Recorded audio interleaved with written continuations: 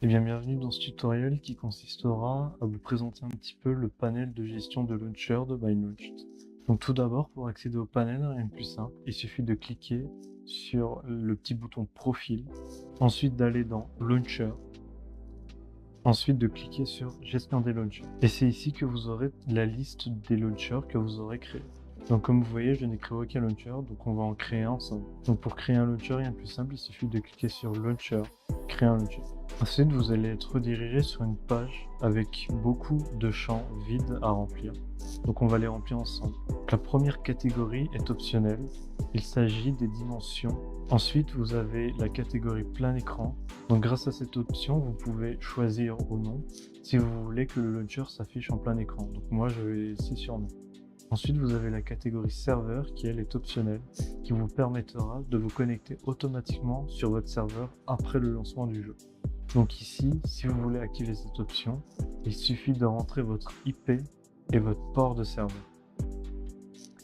Si vous ne voulez pas activer cette option, il suffit de laisser les champs vides. Ensuite, vous pouvez choisir votre thème. Donc moi, comme je n'ai qu'un thème, je vais les laisser sur le thème de base. Malgré que j'utilise le thème de base, je peux quand même personnaliser l'image de fond. Pour personnaliser l'image de fond, il faut que vous hébergez une image et que vous récupérez son lien.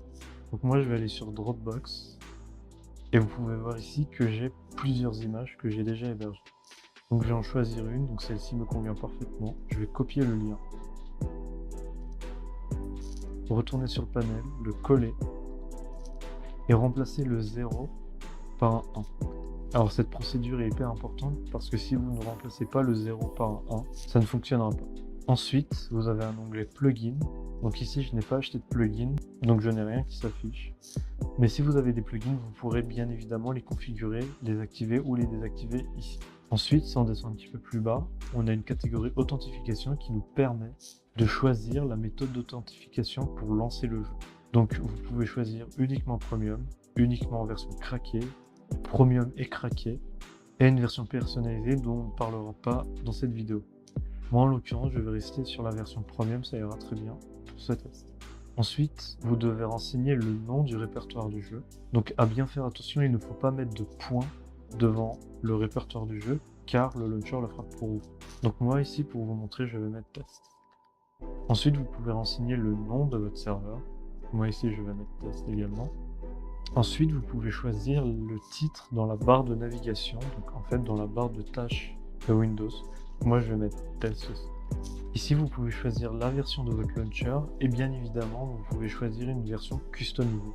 Donc ici encore, on ne va pas rentrer dans les détails, on va prendre la 1.7.10 Optifine, ça ira très bien. Juste en dessous, vous pouvez choisir la méthode de mise à jour de vos fichiers de launcher. Donc ici, on va passer cette étape car je vais les montrer dans une autre vidéo, dans un autre tutoriel où j'explique bien en détail ces trois méthodes-là.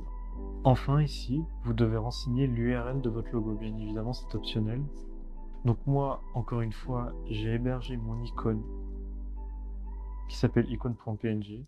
J'ai juste à copier le lien, retourner sur le panel, le coller et à remplacer le 0 à la fin par un 1. Et voilà, vous avez maintenant configuré votre launcher, il ne reste plus qu'à soumettre ces informations. Et voilà, votre launcher a été créé avec succès, maintenant, il ne reste plus qu'à le télécharger. Si vous êtes sous Windows, je vous conseille fortement l'exécutable. Sinon, si vous êtes sous Linux ou Mac, vous pouvez toujours utiliser la version Java. Et bien c'est la fin de ce tutoriel, j'espère qu'il vous aura plu et qu'il vous aura surtout aidé. Si vous avez des questions, vous pouvez toujours nous les poser par ticket sur le site ou directement sur Discord. En tout cas, moi je vous souhaite une bonne soirée, à la prochaine.